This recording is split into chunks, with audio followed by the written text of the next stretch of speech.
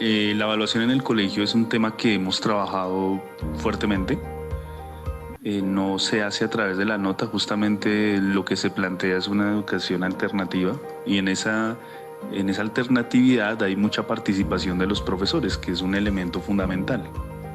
Los profesores siempre estamos debatiendo, estamos reinventándonos, tan así que no hay un formato único de nota. O sea, no tenemos una planilla, la misma planilla desde hace 10 años. Prácticamente cada año cambiamos de planilla porque hay cosas que no logramos evaluar. O sea, la evaluación es un tema complejo en la institución. Se han transitado por muchos sistemas evaluativos procurando que los estudiantes no sean definidos por una nota, ¿no? Que es como la preocupación más grande. O sea, si queremos hacer una educación alternativa, pues no podemos hacer lo que hace la educación formal, tradicional, ¿sí?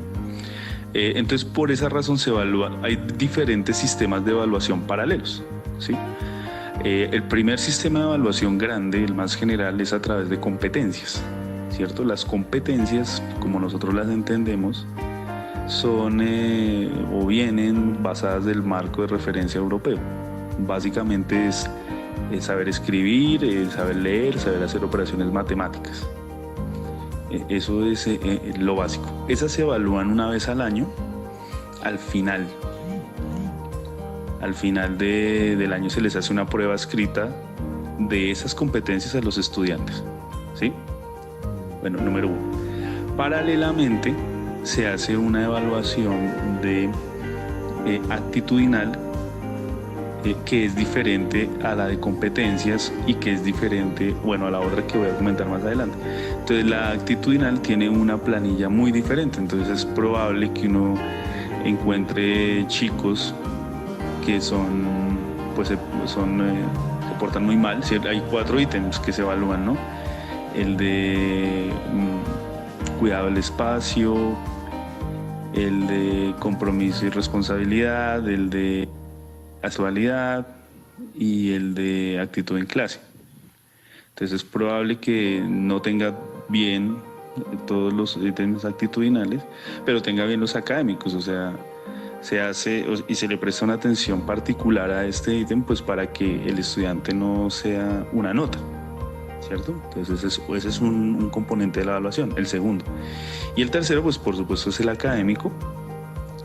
El académico se deriva de tomar las competencias básicas, hacer unas competencias disciplinares, o sea, derivarlas en competencias específicas, ¿cierto?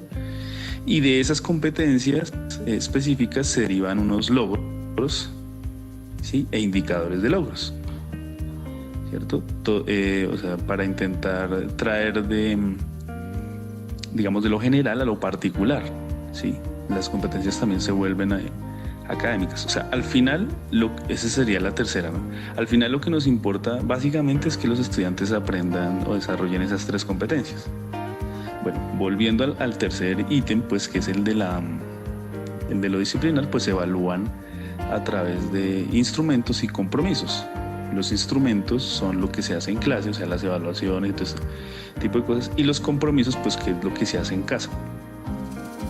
Entonces, es un sistema que tiene 3 evaluaciones paralelas que por supuesto usted vaya y haga eso en una planilla, ¿no?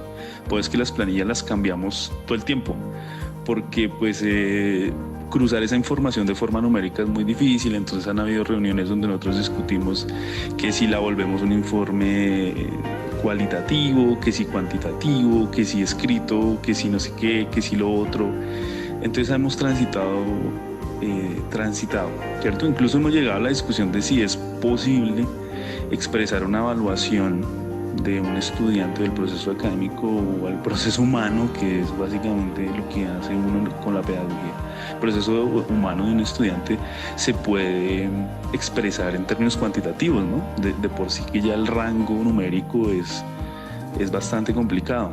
La evaluación se vuelve un problema, ¿no? Nosotros buscamos con la evaluación, o nuestro objetivo es que la evaluación permita separar diferentes cosas, diferentes elementos de los estudiantes y permitan llevar procesos un poco más integrales con los chicos y no O sea, por un dato académico no se puede juzgar como positivo o negativo a toda la persona. Después de la evaluación, que normalmente consiste en un proceso de control interno de auditorías de instancias superiores, la retroalimentación se hace a través de listas de chequeo, ¿cierto?, donde se hacen observaciones a las prácticas que se deben mejorar, tanto en la evaluación de las prácticas pedagógicas como en los procesos organizacionales, ¿cierto?, de la institución como es el SENA. Nosotros estamos regidos bajo diversas normas de calidad y pues normalmente auditan todas las instancias según un cronograma nacional, un cronograma que recibimos cada año de cuándo vamos a recibir auditorías en prácticas pedagógicas, en controles de salud y seguridad en el trabajo. Bueno, son múltiples las retroalimentaciones que recibimos de las instancias de control en el SENA. La retroalimentación tiene funciones evaluativas constantes. Existen espacios sincrónicos y asincrónicos que tienen carácter evaluativo y de retroalimentación. Siempre que un estudiante presenta una actividad, pues esta actividad tiene un carácter asincrónico, se evalúa y se retroalimenta. Y en los espacios de encuentro o chat, que son espacios sincrónicos, se genera un debate desde y a partir del tema que se está viendo, de tal manera que se puede retroalimentar y evaluar también. El proceso de evaluación o cuando estamos hablando mejor del acompañamiento por parte del rector, pues es un acompañamiento posible. Hay un acompañamiento en las labores pedagógicas a través de las reuniones de profesores, que son los lunes después de la jornada, en el que se llevan a cabo varias cosas, ¿no? A veces comentarios de la jornada del día, otras veces discusiones sobre digamos problemas pedagógicos reales, otras veces sobre la manera en que hacemos los planes de estudio, ¿no?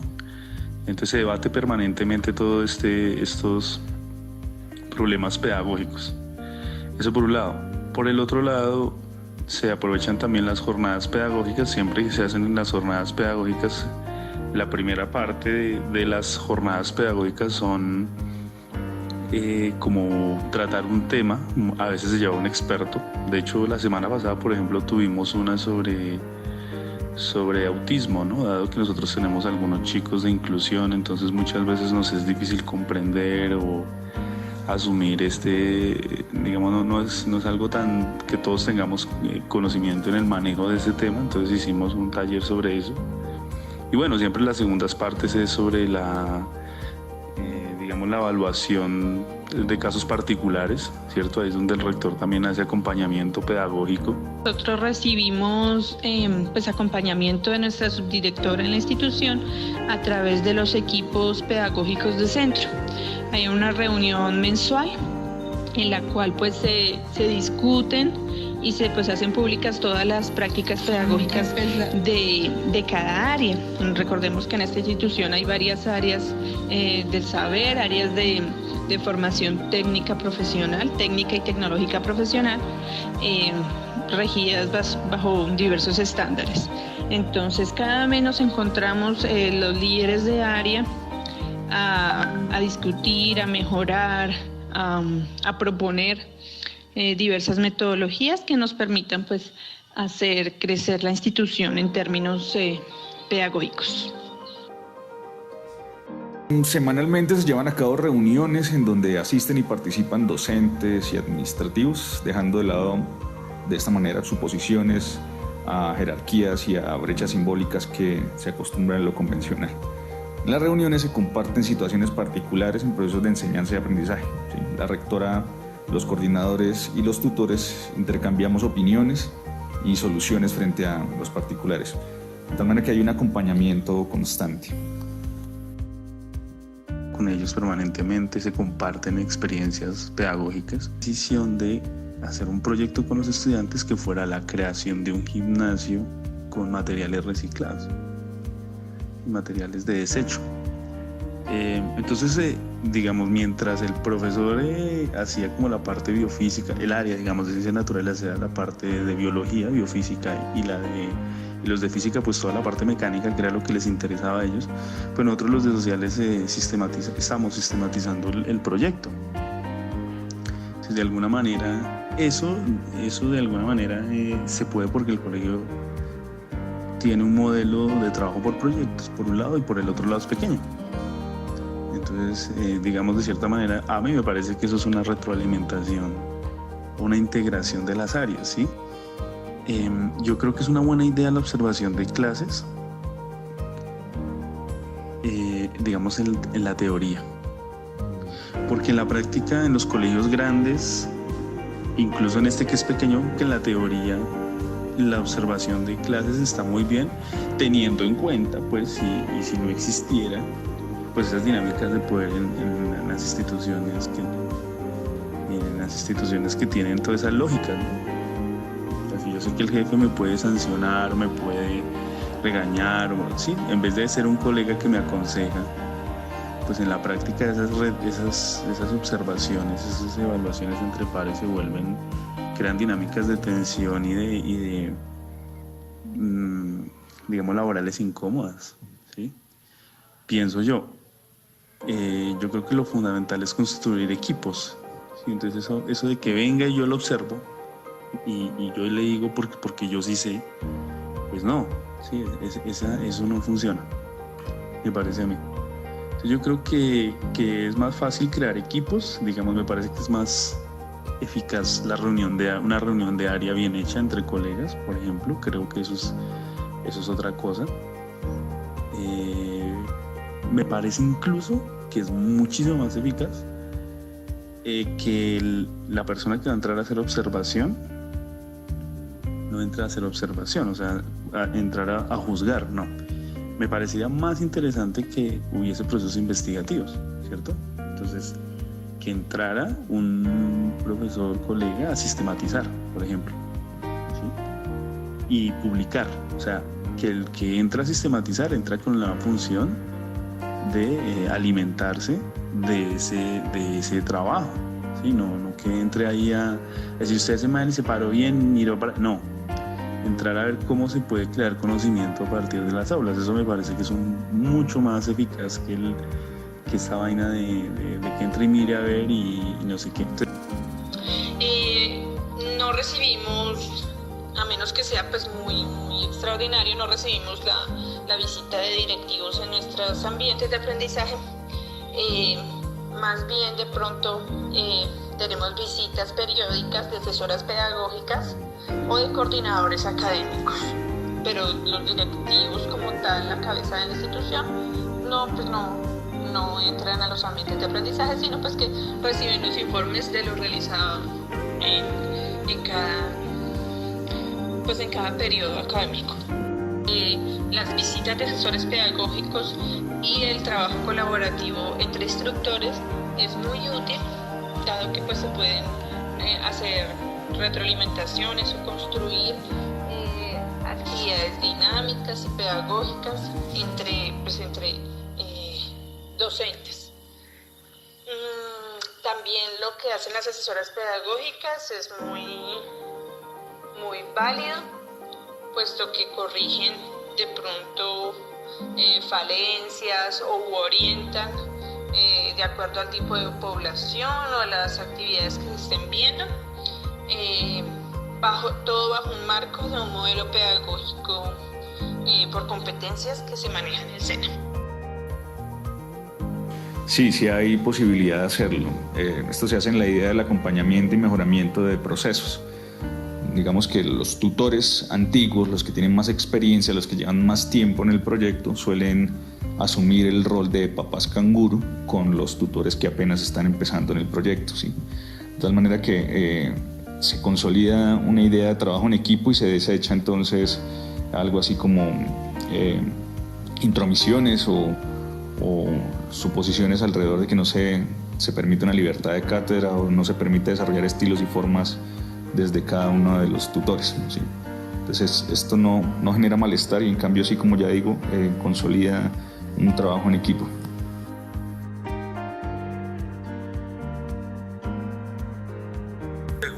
La diversidad es un tema gigante, es un tema gigantesco en las escuelas.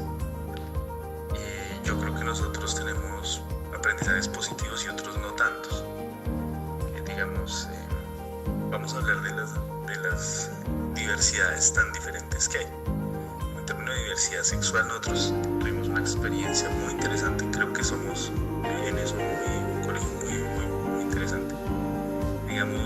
Es un colegio en realidad que tiene unos problemas muy mínimos de bullying, porque es un colegio pequeño, insisto, y el colegio tiene una postura muy fuerte acerca de la promoción de los derechos de diversidad sexual, ¿sí?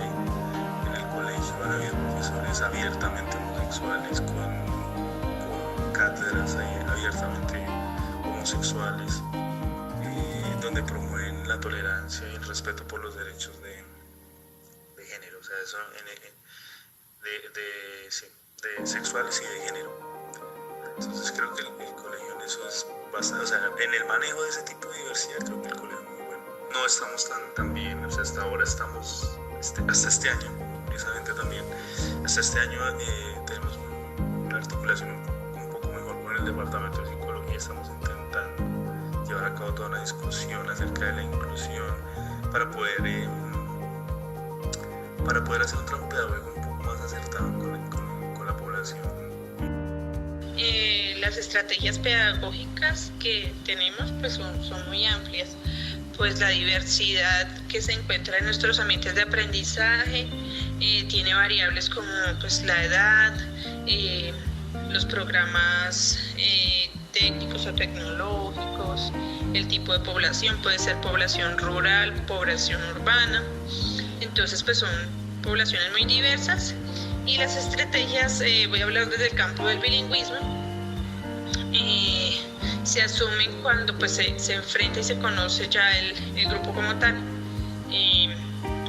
Utilizamos de pronto para los programas del área de administrativos, utilizamos muchas estrategias de comunicación oral y escrita,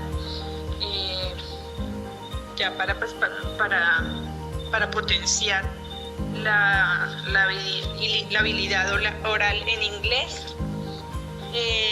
Sin embargo, en programas ya pues de área rural, ya pues toca de pronto manejar niveles más básicos, enfocarnos en lo que es léxico, vocabulario, y se asumen distintas estrategias que sean pues demandantes dependiendo del nivel con el que nos encontremos en los ambientes. Pues digamos que un criterio de autoridad, más que una estrategia pedagógica, es el debate. El debate es quizás el elemento más importante. El reconocimiento de la dialéctica como motor en los procesos pedagógicos, el desarrollo y uso de contenidos desde y a partir de la diversidad, la lectura de la realidad histórica y cómo en ella ha tenido responsabilidad sustancial la diversidad, ¿sí? Entendiendo la diversidad como una categoría muy amplia. La vida escolar no puede estar lejos de la vida fuera de ella. Debe ser un eslabón que permita a los estudiantes adentrarse en las formas de participación de la cultura, acceso a la información y así generar pensamiento crítico y habilidades para la vida, más allá de los contenidos artificiales. Los contenidos curriculares deberían pensarse desde lo natural y lo orgánico de la educación y formación humana, contenidos que permitan liberación y erradicar la marginalización de las comunidades, haciendo prevalecer y reconocer la educación como un derecho y no como un privilegio. El juicio del proceso de evaluación del estudiante depende de cómo se entiende la evaluación en cada una de las instituciones. Pero pasar, perder, castigar o reprimir son conceptos que deben dejar de existir como pautas de creencia en la familia y como únicas consecuencias de la evaluación.